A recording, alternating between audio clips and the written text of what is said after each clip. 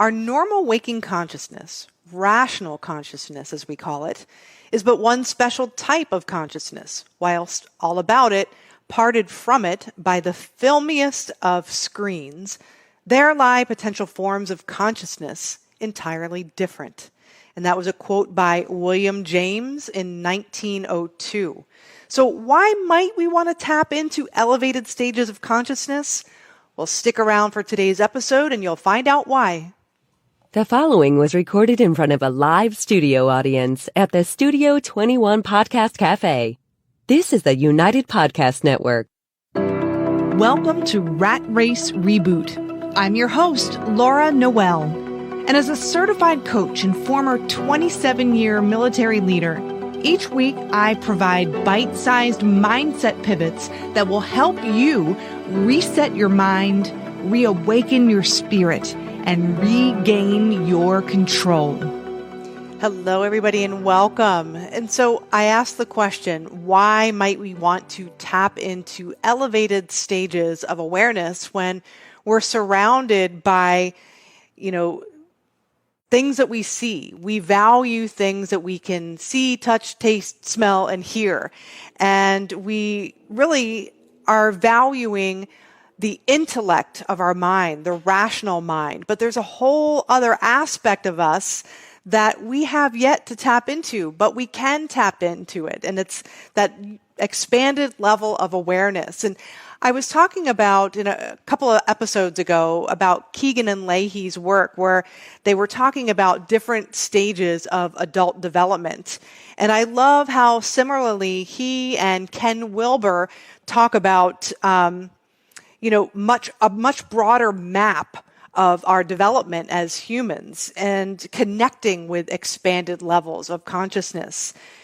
And what they say is, as we move through these elevated stages, we start to begin to disidentify with our mental experience and even our physical experience of how we're experiencing the world.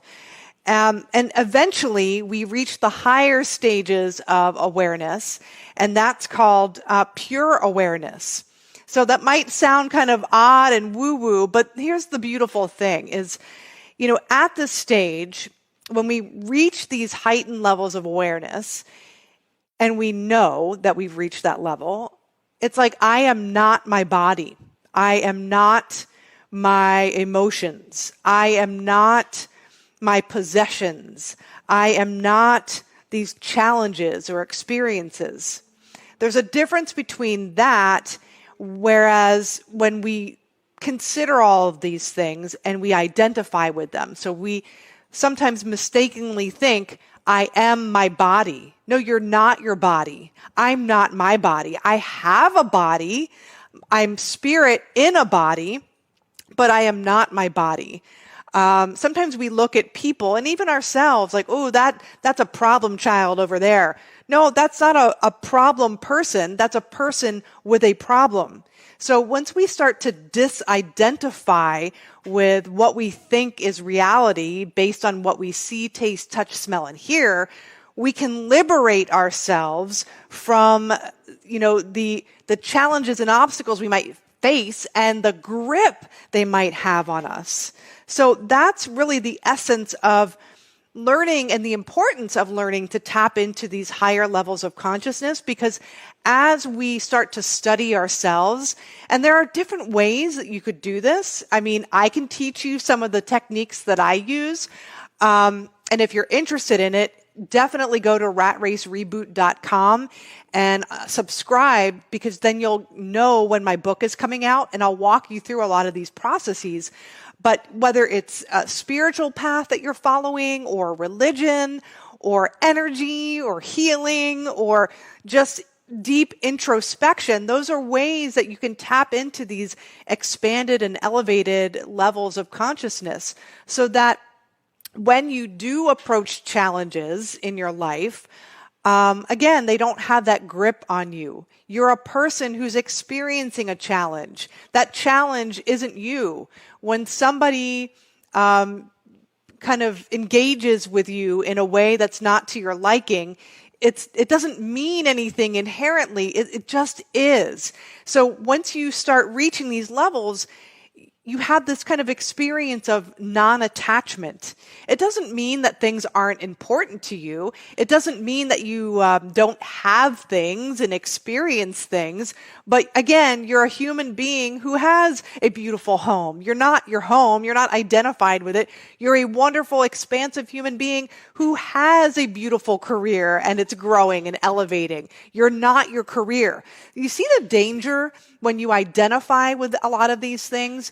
I remember when I was transitioning out of the military, and I'm so grateful that I met Bob Proctor when I did, because at that time in my life, I identified with my career. I thought, if I'm not doing this, who would I be without the military? Who would I be without my rank and position? So I really had to figure out, if I'm going to be the fullest expression of myself, I got to figure out who me is. And so we often don't take the time to do that.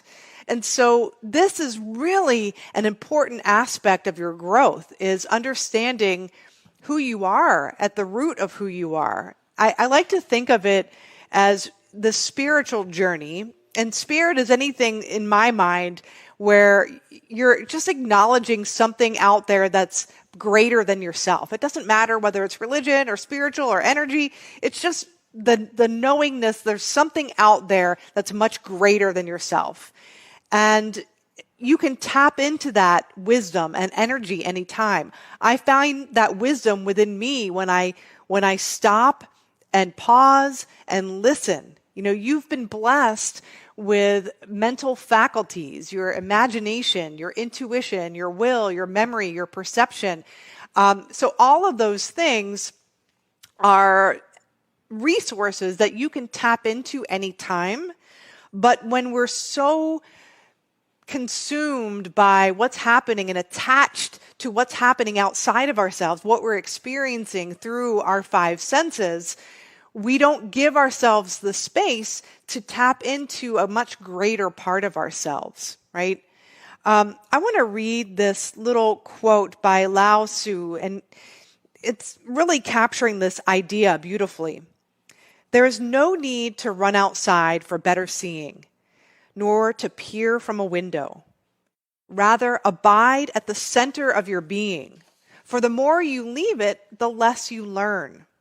Search your heart and see if he is wise who takes each turn. The way to do is to be. I say this all the time, right? We've become human doings in a lot of ways where we can get back to the basics, the essence of who we are, and remember who we are, and these beautiful gifts, our mental faculties that we've been blessed with.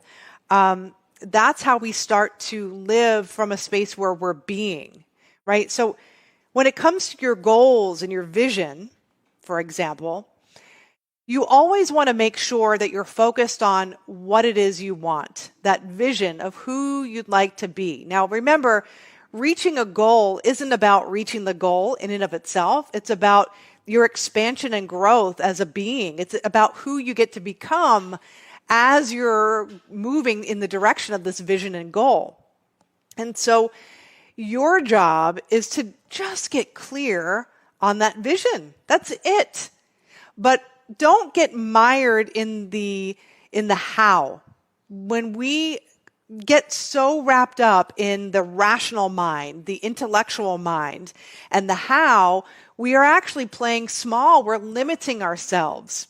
And that's why we always do this exercise with inspired action. Now, your rational mind, your intellect, they are beautiful gifts. They're parts of us and our beingness that we can leverage and tap into any time. But I'm saying if you want to have a more fuller, expansive life, you've got to be willing to loosen the grip a little bit on some of the things that you want. You've got to expand your awareness, loosen the grip on the outcomes, loosen your grip on the path to get toward what you want. Your job is to focus on the what. It's none of your business, the how, And I know that's counterintuitive. We think we have to know how we're going to do something before we actually make a decision to do it and move in that direction. But I'm telling you, that's using that rational mind, that intellect, which is a great tool to have. But if you want to really experience a greater part of yourself, try a different way. So you want to get clear on that vision. And then taking inspired action, how we do at every episode that we do, we finish off with just a few moments of getting in harmony with visualizing that image of what you want to be, do, or have. And then when ideas float to your consciousness, take action on those. That's your path forward. And when you take that first step, get there. And I do this every day. I do this exercise that we're going to do at the end of today's episode. I do it every single day. I have a path forward toward my vision and goal. And every day I'm imagining that vision and that goal. And then I'm asking, how can I be today? What can I do today that will take me closer to that goal? So I do have a plan that I'm plotting. And I'm taking steps, but when I get to the first step, when I get to that first level, think about it as a staircase. I get to that first level, and then I'm imagining, okay, what can I do next? Where can I go next? What's the path of least resistance to get me from here to there? So there's a lot of trust that's happening. Remember, I've used this analogy before, Martin Luther King saying, that staircase, you trust that when you take a step, that next step is going to be there. You don't have to see all of the steps to keep going, right? You trust that those stairs are going to be there. This is a different way of thinking and being. So the first step that you would want to take is, one, get clear on what you want, and then be that in your mind and to the best of your ability in your physical surroundings today. And practice taking inspired action each and every day. And I'm going to walk you through that process.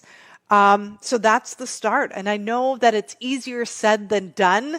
Mastering your mind is, it sounds simple in theory, but there's a lot of layers to it. And if you want some support in moving forward, if you want to know what direction to take, I encourage you to go to ratracereboot.com, message me, subscribe so you get a copy of the book and at least get notified when it comes out.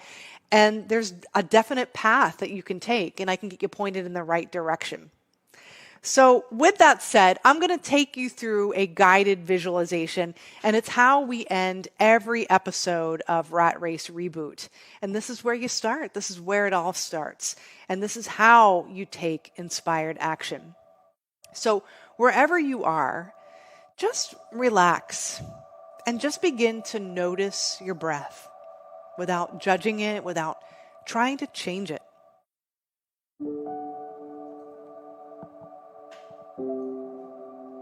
Just tune in to the breath.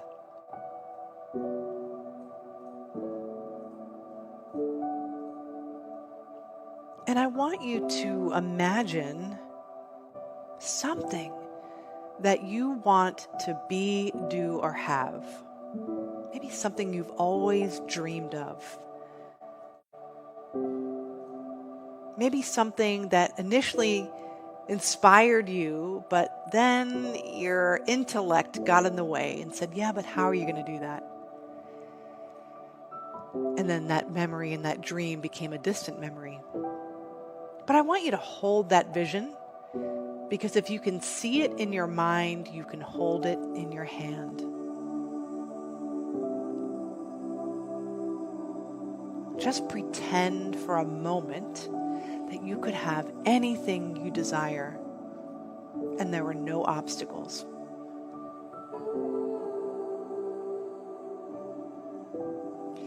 And imagine you are living your dream.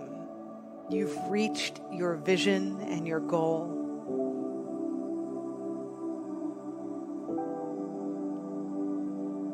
And you're sharing this accomplishment with people you love. Start to notice who's around you. How is your experience in this moment? And how does it feel to be you right now. You have just accomplished your wildest dream, and it feels so liberating. You're experiencing so much joy and ease and flow.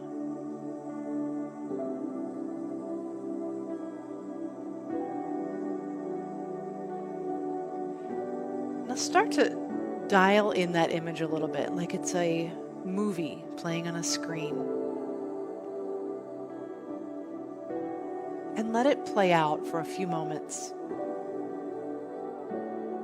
Tuning in to all of the sights and sounds, experiencing this bliss through your 5 senses.